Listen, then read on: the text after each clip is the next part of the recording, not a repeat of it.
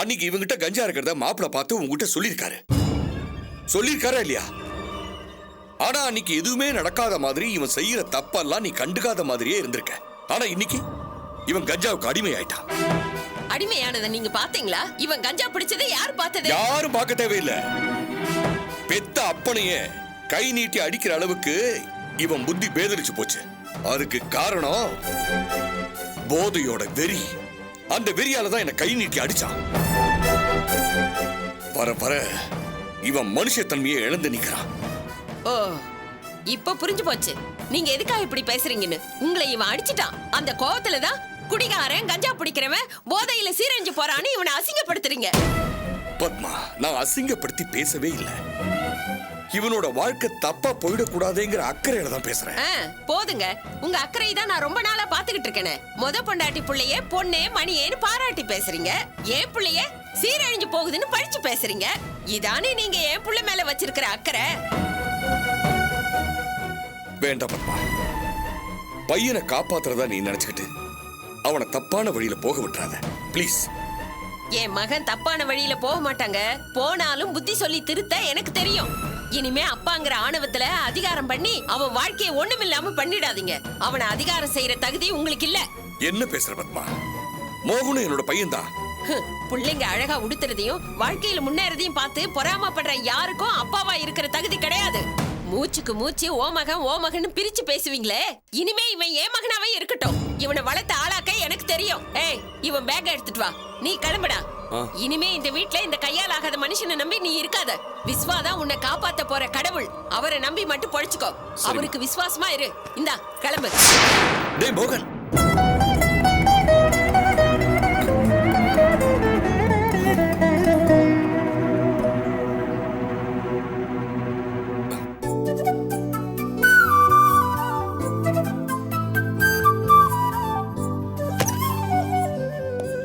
Hello, I am Gokul, duty doctor. Hello doctor, எப்படி இருக்கீங்க? I'm fine. Case sheet பார்க்கலாமா? இந்தாங்க டாக்டர். தேங்க்யூ.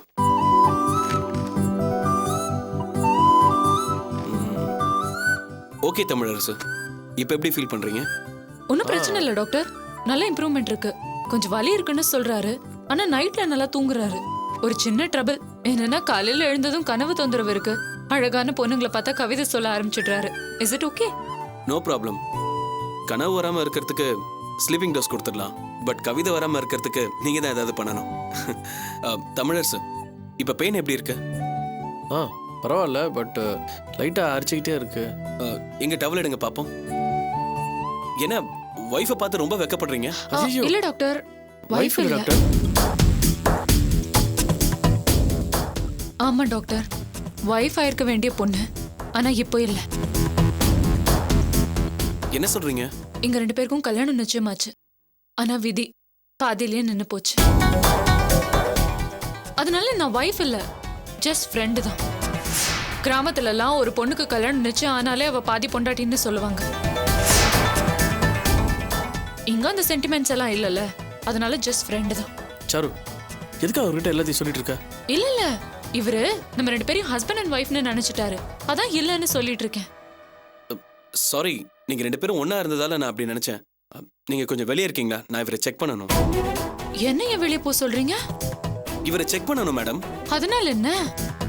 சாரு, அவர் எதுக்காக சொல்றான்னு புரிஞ்சுக்கோ. நான் ஏன் வெளியே போகணும்? நான் இவரோட ஃப்ரெண்டு, இங்க அட்டெண்டரா இருக்கேன். இவருக்கு நான் ஹெல்ப் பண்ண வேண்டாமா? என்ன ஏன் வெளியே போ சொல்றீங்க? சாரு, என்ன அவர்கிட்ட போய்? நீங்க அமைதியா இருங்க. நம்மளுக்குள்ள எப்படிப்பட்ட ஃப்ரெண்ட்ஷிப் இருக்குன்னு இவருக்கு தெரியல, அதனால தான் என்ன வெளியே போக சொல்றாரு. மேடம், உங்க ஃப்ரெண்ட்ஷிப் என்னன்னு எனக்கு புரியாம இல்ல.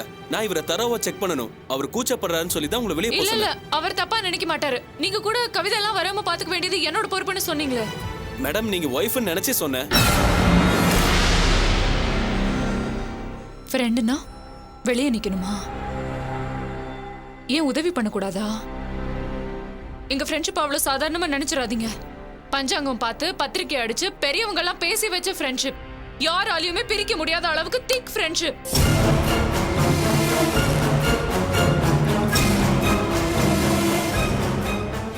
Cool down madam. ஏன் இவ்வளவு எமோஷனல் ஆறீங்க? இல்லையே, நான் எமோஷனல் ஆகல. நான் பொண்ணுங்கிறதுனால என்ன வெளியே இருக்க சொல்றீங்க? நான் பையனா இருந்திருந்தா, இல்ல நானே டாக்டரா இருந்திருந்தா? சாரி மேடம், நான் உங்களை ஹர்ட் பண்றதுக்காக பேசல. இதை பாருங்க மிஸ், உங்க பேர் தெரிஞ்சுக்கலாமா? சாருலதா. இவர் சாருன்னு என்ன கூப்பிடுவாரு. இங்க பாருங்க சாருலதா, நான் இவரை தரவா செக் பண்ணணும். அவரு தப்பா எடுத்துக்காம இருக்கலாம், பட் சில விஷயங்களை நான் ஓப்பனா அவர்கிட்ட பேச முடியாது. அதனால தான் நீங்க வெளியே இருந்தா பெட்டர்னு சொன்னேன். சாரு ப்ளீஸ் எனக்காக.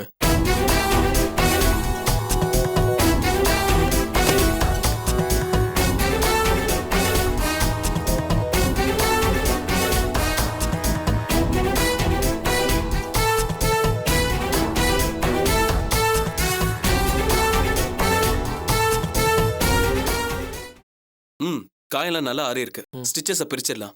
Take care. Thank you doctor. நீங்க போய் பார்க்கலாம்.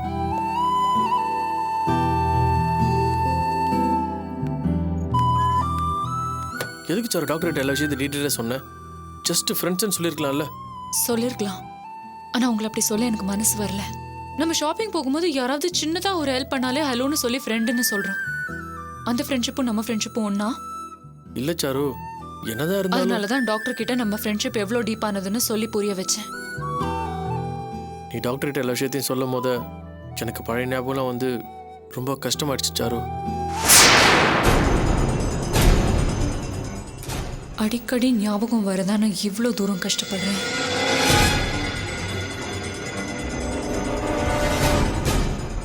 என்ன சாரு யோசிக்கிற? ஒன்றும் இல்லை.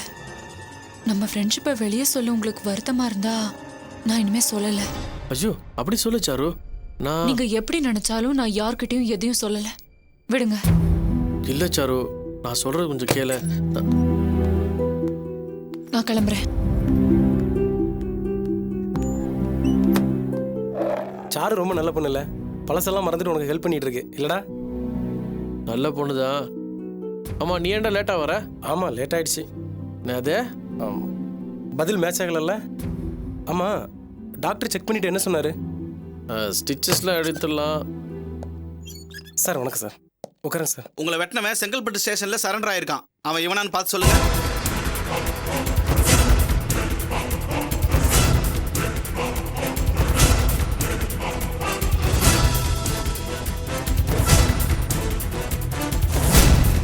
பெரிய குழப்பமா இருக்கு சார். நல்லா பாரு, இவனா தான் இருக்கும். அன்னைக்கு பதட்டத்தில் சரியா பார்க்காம இருந்திருப்ப.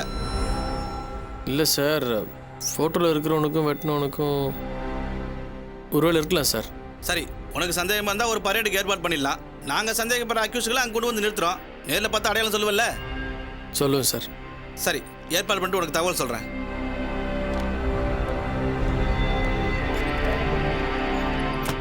ஜோசஃபுங்கடா. ஜோசப் எதுக்குடா? முக்கியமான வேலைன்னு சொல்லிட்டு வெளில போனா, ஃபோனில் கூட பிடிக்க முடியலையே. டேய், அவனை உடனே வர சொல்கிறா.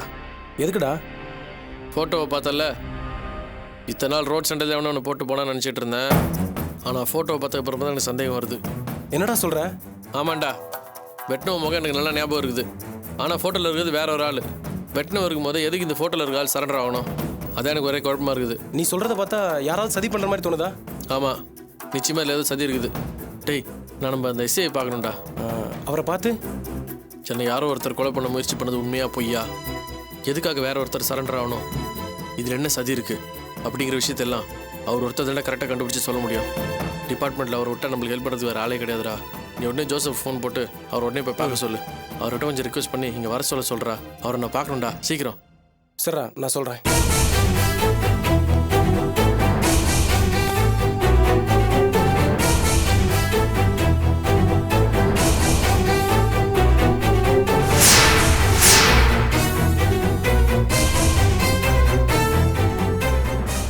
அதான் சார் எனக்கு ஒன்றும் புரியல. வெட்டினது ஒரு ஆள், சரண்டர் ஆனது வேற ஒரு ஆள். வெட்டின உண்மையான கிரிமினல் தப்பிக்கிறதுக்கு யாரோ மாஸ்டர் பிளான் போட்டிருக்காங்க சார். ரோட் சைடு நடந்த பிரச்சனையாக தான் நானும் கேள்விப்பட்டேன். ஆனால் இப்போ எப்படி இதெல்லாம்? நானும் ரோட் சைடு சென்டரில் சும்மா தான் வெட்டினாங்கன்னு நினச்சிட்டு இருந்தேன் சார். ஆனால் இப்போ நடக்கிறதுலாம் பார்க்கும்போது யாரோ அந்த கேஸை மிஸ்லீட் பண்ணுறாங்களோன்னு தோணுது சார். டேய் தமிழ், இன்னொரு ஆளை சரண்டர் பண்ணிட்டு கேஸை டைவர்ட் பண்ணால் நிறைய பணம் செலவாகும். அப்போ யாரோ வசதியான ஆள் தான் அந்த கேஸுக்கு பின்னாடி இருக்காங்கன்னு நினைக்கிறேன். நீ என்ன சொல்கிற?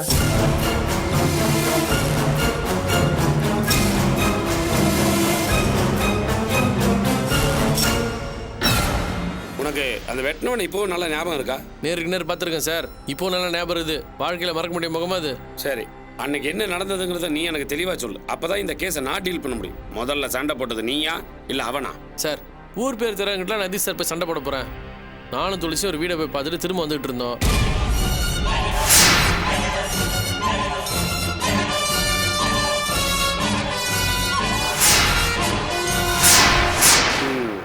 நீ சொன்னதை பார்த்தா வந்தவன் திட்டத்தோட தான் வந்திருக்கணும். இல்லை நான் கத்தியை பையில வச்சுக்கிட்டு எதுக்கு வரணும்? அது சரி, அவனை இப்போ தெரிஞ்சிட்டு நீ என்ன பண்ண போற? சார், எனக்கு வெட்டவன் யாரும் தெரியறது முக்கியம் இல்லை சார். அவனை அமிச்சவன் யார் தான் எனக்கு தெரியணும். அதான் சார் முக்கியம். தெரிஞ்சுக்கிட்டு ஐயோ, சந்தேகம் படாதீங்க சார். யாருன்னு தெரிஞ்ச உடனே சினிமாவில் வர மாதிரி பழி வாங்கலான்னு ஒன்றும் கிளம்பிட மாட்டேன். என் மேலே கொலவரியோடு இருக்கிறது யாருன்னு எனக்கு தெரிஞ்சாகணும். எப்படியும் எனக்கு தெரிஞ்சவங்க தான் இதை பண்ணியிருப்பாங்க. யாருன்னு தெரிஞ்சாலும் நான் கொஞ்சம் சேஃபாக இருப்பேன்ல சார். இதை நீ ஏசிக்கிட்டே சொல்லியிருக்கலாமே. எனக்கு நம்பிக்கை இல்லை சார். எப்படி சரண்டர் ஆன நாள் வச்சு தான் இந்த கேஸை முடிக்க பார்ப்பாங்க. உண்மையான குற்றவாளி யாரும் தெரிஞ்சுக்கிறதுக்கு ஆர்வம் காட்ட மாட்டாங்கன்னு நினைக்கிறேன். என்னப்பா டிபார்ட்மெண்ட் மேலேயே சந்தேகப்படுற? நானும் ஒரு போலீஸ்காரன் தான். ஹஷிஷோ, நான் டிபார்ட்மெண்ட்டில் ஒன்றும் சந்தேகப்படல சார். இந்த கேஸில் அண்ணன் அழகம் பெருமாள் வரை சம்மந்தப்பட்டிருக்காரு. அண்ணனுக்கு ஏற்கனவே என் மேலே பாசம் ரொம்ப அதிகம். அதான் இந்த கேஸ் விஷயத்தில் உண்மையாக நடந்துப்பாரான்னு எனக்கு சந்தேகமாக இருக்கு. நீ சொல்றதும் சரிதான். உன் மேலே இருக்கிற காண்டில் உண்மையான குற்றவாளியே வந்தாலும் நீ இல்லை போப்பான்னு அனுப்பிச்சாலும் அனுப்பிச்சிருவாரு. தமிழே, நான் விசாரிக்கிறேன். ஆனால் அதுக்கு முன்னாடி அவசரப்பட்டு நீயே விசாரிக்கிறன்ற பேரில் கிளம்பிடாத. இல்லை சார், நான் போக மாட்டேன். சரி, நான் வரட்டா? தமிழ் சார் அனுப்பிச்சிட்டு வந்துடுறேன்.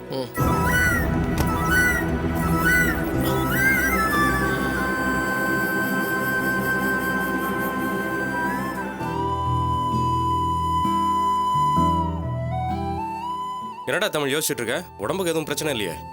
அதெல்லாம் ஒரு பிரச்சனை இல்லைடா. டேய், அந்த அசோக் ஒரு வீடு பார்த்துட்டு வந்தேன். என்னடா ஆச்சு? முதல்ல பார்த்துட்டு வந்து வீட்டு ஓனர்கிட்ட பேசினானா, அந்த ஆள் பயந்து சாகுறானாண்டா. வீடே தர முடியாதுன்னு கண்டிஷனாக சொல்லிட்டானாண்டா. என்னடா எப்படி சொல்லிட்டான்? பயப்படதான்டா செய்வாங்க. அந்த ஆளை விடு. நமக்கு என்ன வேற வீடா இல்லை? புரோக்கர்கிட்ட சொல்லி சீக்கிரமா ஒரு வீட்டை பார்த்துடலாம். இப்போ பாரு, இந்த மாதிரி கேர்லெஸ்ஸாக இருந்துடாதீங்க. நான் டிஸ்சார்ஜ் ஆன உடனே நேராக புது வீட்டு தான்டா போனோம். டேய், பார்த்துடலாம்டா. இது பாரு, இந்த நிமிஷம் வரைக்கும் எங்கள் 2 பேருக்கு ஒரு வீடு கிடையாது. துளசி வீட்டுக்குள்ள எங்கள் வீட்டுக்கு 2 பேரும் போகவே முடியாது. ஹாஸ்பிட்டல் டிஸ்சார்ஜ் வரும்போது வீடு இல்லைன்னா 2 பேரும் நடுத்தல் தான் நிற்கணும். டேய், எதுக்குடா சீரியஸ் ஆகுற? நம்மளால ஒரு வீடு பிடிக்க முடியாதா? நீ டிஸ்சார்ஜ் ஆகும்போது வீடு ரெடியாக இருக்கும். நேராக புது வீட்டில் போய் 2 பேரும் தங்குறீங்க, போதுமா? அப்புறம் ஒரு முக்கியமான விஷயம். நம்ம வெங்கடாச்சலம் சார் என் பேங்க் அக்கௌண்ட்டில் கொஞ்சம் காசு போட்டிருக்காரு. அதனால நீ காசுக்காகலாம் எதுவும் பார்க்காத, நல்ல வீடாவே பாரு. பணத்தை பற்றி யாரா கேட்டா? ஒரு நல்ல வீட்டை பார்த்து ஒயிட் வாஷ் பண்ணி எல்லா பொருளையும் வாங்கி போட்டு நீங்கள் தங்குற மாதிரி பண்ணுறோம். அசோகா அதான்டா சொன்னா, நீ உடம்ப பார்த்துக்க.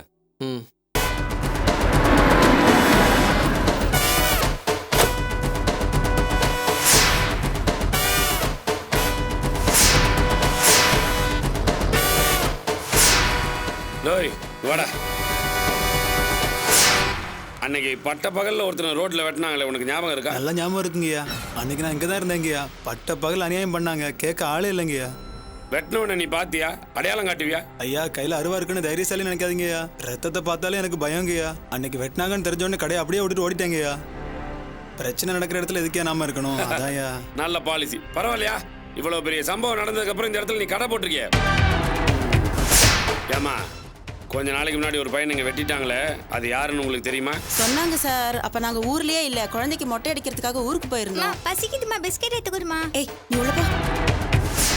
யாரு, உங்க பொண்ணா? ஆமா சார். உங்களுக்கு எத்தனை குழந்தைங்கம்மா? ஒரே பொண்ணு தான் சார். குழந்தைக்கு மொட்டை போட கோயிலுக்கு போனேன். நீங்க அதுக்குள்ள ஜடை போடுற அளவுக்கு முடி வளர்ந்துருச்சோ? போய் ஜடை போடுங்க, இல்லைன்னா முடியெல்லாம் சிக்காயிட போகுது. ஓ, இங்க ஒருத்தனை பிடிச்சி வெட்டினாங்களே, நீ பாத்தியா?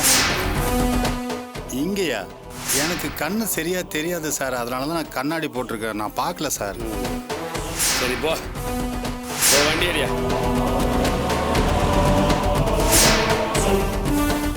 டேய் சார், உங்கள யாரு தமிழ் ஆட்டோவில் ஏற்றிட்டு போய் ஹாஸ்பிட்டல் சேர்த்தது? நான் தான் சார். வெட்டினானே அவனை நீ பாத்தியா? இல்லை சார், நான் பார்க்கல சார். சுற்றி நின்று வேடிக்கை பார்த்தவங்க சொன்னாங்க ஆள் ஒல்லியா இருந்தான்னு. நான் வர்றதுக்குள்ள போயிட்டான் சார். அவனை பத்தி உங்களுக்கு வேற ஏதாவது விவரம் தெரியுமா? சார், அவனை பத்தி தெரிஞ்சிருந்தா நானே நேரடியாக வந்து உங்ககிட்ட சொல்லியிருப்பேன் சார். அவனை பத்தி யாருக்கும் ஒன்றும் தெரியல சார். ஏதாவது தெரிஞ்சா வந்து என்கிட்ட சொல்லு. சரிங்க சார். உங்க ஆளுங்க யாராவது காசு வாங்கிட்டு இந்த வேலையை பண்ணியிருந்தானுங்க, யாருன்னு மரியாதை என்கிட்ட சொல்லிட்டு. ஆமா சார், தொழிலை விட்டு ரொம்ப நாள் ஆச்சு சார். கல்யாணம் ஆனதுலேருந்து கௌரவமாக ஆட்டோ ஓட்டி பொழப்பு நடத்திட்டு இருக்கேன் சார். நீ தொழிலை விட்டா பழைய ஆளுங்களை எல்லாம் மறந்து போயிடுவேன் என்ன? அவன் யார் என்னன்னு விசாரிச்சு மரியாதை என்கிட்ட சொல்லு. சார், அவங்க இருக்கிற பக்கமே என் பொண்டாட்டி போகக்கூடாதுன்னு சொல்லியிருக்காரு சார். தப்பு செய்யறத மறந்துட்டா அந்த தத்திரம் முடிச்சவங்களே மறந்துடணும். என்னை விட்டுருங்க சார். ஏண்டா கேட்கறவன்லாம் திருந்திக்கிட்டேன்னு சொல்றீங்க, ஆனா தப்பு மட்டும் நடந்துகிட்டே இருக்கு. டேய், யாருன்னு தெரிஞ்சா மரியாதையா ஸ்டேஷனுக்கு வந்து சொல்லி கொடு. போ. ஏய், என்னடா பார்த்துட்டு பம்பி போற? வணக்கம் சார். மரியாதைலாம் இருக்கட்டும். தமிழரசன் ஒருத்தனை உங்க ஆளுங்க வெட்டி போட்டாங்களே, யாருன்னு தெரியுமா உனக்கு? சார், ஆள் கிடைக்கலன்னு சும்மா எங்க மேல பழிய போடாதீங்க சார். மேட்ரு நடந்தப்போ அங்கதான் நாங்க இளநீர் குடிச்சிட்டு இருந்தோம். ஆளை நான் பார்த்தேன் சார். அவன் இந்த ஊர் ஆளே இல்லை சார், அவன் வெளியூர்காரன் சார். டேய், தப்பிக்கிறதுக்கு நீ என்ன கதை சொல்றியா? சத்தியமா நம்ம ஊருக்காரன் கிடையாது சார். சரி, நீ போ. வரேன் சார்.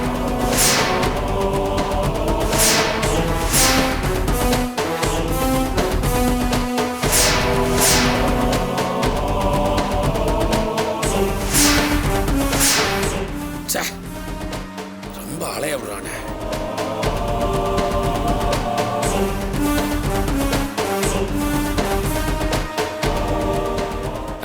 ஷாகுல், எனக்கு உங்ககிட்ட இருந்து ஒரு டீட்டெயில் வேணுமே. சொல்லுங்க சார். எங்க ஏரியால ஒரு அட்டெம்ப்ட் மர்டர் நடந்ததுல, அதுல எனக்கு கிடைச்ச தகவல் படி அந்த அடையாளம் எல்லாம் பார்த்தா உங்க ஏரியாக்காரன் ஒருத்தன் தான் பண்ணியிருப்பான்னு தோணுது. அப்படி யாராவது உங்களுக்கு தெரிஞ்சா எனக்கு கொஞ்சம் இன்ஃபார்ம் பண்றீங்களா? கண்டிப்பா சார், சொல்லுங்க சார், விசாரிக்கிறேன். தேங்க்யூ ஷாகுல். அவன் எப்படி இருப்பான்னா,